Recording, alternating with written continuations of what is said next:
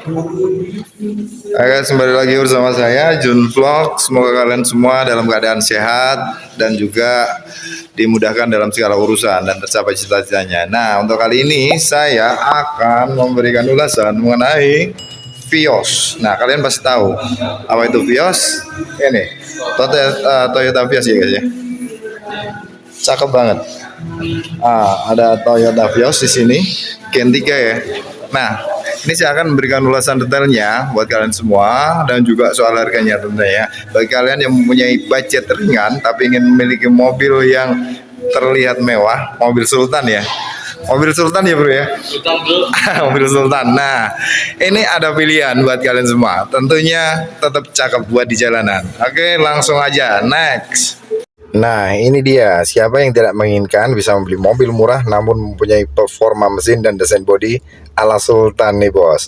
Nah, namun perkaranya untuk mencari mobil dengan tahun muda, harga terjangkau juga bukan perkara mudah ya untuk saat ini ya. Soalnya untuk pilihan mobil bekas dengan usia 10 tahunan untuk saat ini masih di kisaran sekitar harga 100 jutaan ya. Apalagi jika mobil tersebut adalah mobil bekas dengan merek Toyota tentunya. Oke, tentunya jangan pernah khawatir dengan Jun Vlog di sini. Nah, buat kalian yang memiliki dana terbatas untuk membeli mobil bekas, jangan khawatir ya. Karena saat ini sudah ada mobil murah dengan desain Sultan. Mantap banget nih. Ya, pilihan ini jatuh pada mobil seperti ini, Vios bekas taksi ya, untuk Gen 3 ya. Nah, untuk keluaran tahun 2013 sampai 14-an ini, tidak hanya dibekali dengan kapasitas mesin yang oke, tapi juga mempunyai garis bodi yang lebih sporty ya, mobil ini dan elegan tentunya dibandingkan Toyota Vios Gen 1 dan Gen 2. Nah, untuk kisaran harganya untuk bekasnya paling di sekitar 60 jutaan. Murah kan untuk sekelas mobil yang terlihat udah sporty seperti ini, lebih modern banget. Nah, perlu kalian tahu untuk Vios sendiri memang sudah amat lekat dan begitu terkenal sebagai mobil tangguh yang digunakan sebagai armada taksi.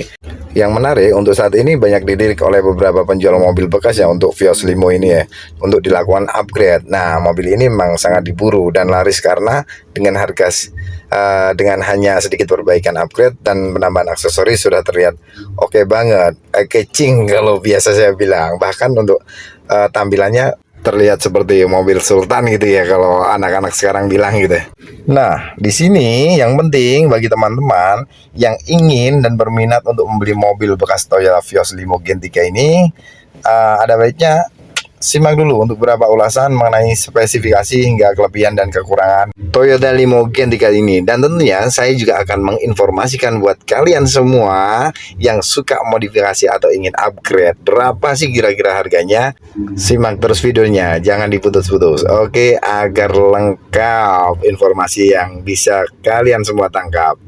Oke, untuk Toyota Vios ini sendiri sebenarnya memiliki beberapa varian. Nah, salah satunya varian standar, varian menengah, atau kelas S untuk varian sporty.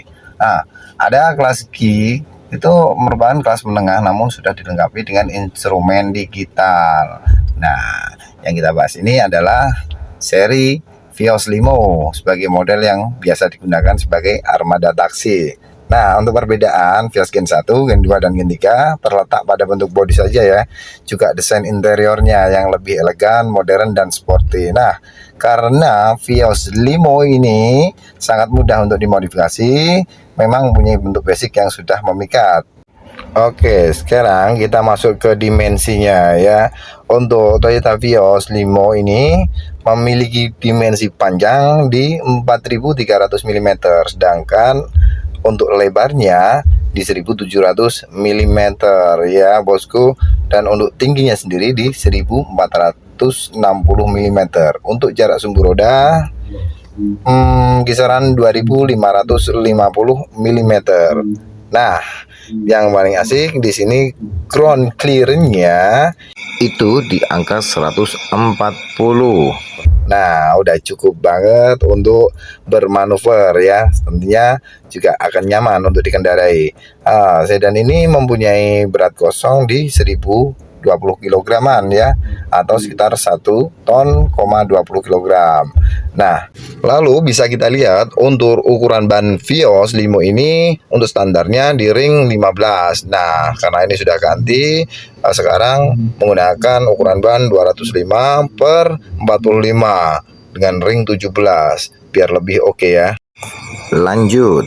Sekarang kita masuk ke dapur bajunya ya. Untuk mobil limo ini dibekali dengan mesin 1NZ FE dengan isi silinder 1497 cc atau lebih dikenalnya dengan sebutan 1500 cc ya. Untuk mesin ini sendiri mampu menyemburkan tenaga hingga 107 horsepower di putaran 6000 rpm. Nah, untuk besar torsi maksimalnya itu 140 Nm di putaran 4200 rpm. Tentunya dengan penggunaan mesin tipe 1NZ FE kapasitas 1500 cc ini 16 katup tipe DOHC plus teknologi VVTi atau Variable Valve Timing Intelligent ini membuat mesin lebih berakselerasi dan bertenaga maksimal ya. Jadi lebih responsif tentunya. Yuk sekarang kita intip ke bagian interior kabin Vios Limo ini. Nah, untuk interior Toyota Limo ini tidak seperti yang kalian lihat seperti sekarang ini ya. Untuk head unitnya sendiri ini sebenarnya masih kosongan. Ini sudah dimodifikasi, sudah di-upgrade. Untuk power window-nya sendiri juga udah modifikasi ya. Untuk AC-nya sendiri ini masih standar, masih harus dipuntir ya, harus diputar gitu ya. Nah, ini masih standar, belum digital yang tersedia ya dari Toyota Limo ini. Dan di bawah ini ada colokan buat adaptor untuk isi daya handphone. Untuk speedometernya sendiri masih manual juga ya, masih analog, belum digital. Untuk sistem keamanannya sendiri di sini di bagian setir sudah ada airbag dan juga bagian dashboard, di kursi penumpang juga disediakan airbag. Jadi untuk standarnya sudah cukup oke ya untuk sistem keamanannya. Nah, kita lihat untuk spionnya masih manual juga. Ini harus diputar-putar juga untuk menyetel kaca spionnya. Ya, masih standar, belum menggunakan sistem elektrik. Untuk Limo tahun 2013-2014 ini memang standarnya seperti ini ya, belum menggunakan sistem elektrik. Nah, kalian juga bisa lihat di sini ini power window-nya juga sudah upgrade-an ya. Jadi nanti saya akan menjelaskan semuanya mengenai harga Toyota Limo ini apabila kalian menginginkannya, sekaligus untuk biaya upgrade-nya. Seperti mobil ini yang saya ulas ini merupakan Vios Limo ya 2013-2014an ini yang sudah upgrade. Oke, di sini ada cup holder, tidak cukup tersedia banyak ya, hanya di bagian kanan dan kiri kursi baris pertama aja yang tersedia cup holder. Cukup sedikit ya. Untuk bagian belakang ini nggak ada, kalian bisa lihat sendiri. Nah, untuk bagian belakang juga sudah mengalami modifikasi ya. Bagian power window-nya ini di sini. Nah, sebenarnya untuk mobil ini masih pakai ondelan ya. Ini bekas untuk ondelannya sudah ditutup dan diganti elektrik power window. Oke, sekarang kita menuju ke bagian lacinya. Untuk Toyota Limo ini sendiri, laci pertamanya depan cukup luas ya untuk menaruh barang pribadi kalian. Dan di bagian ini ada lubang udara untuk AC.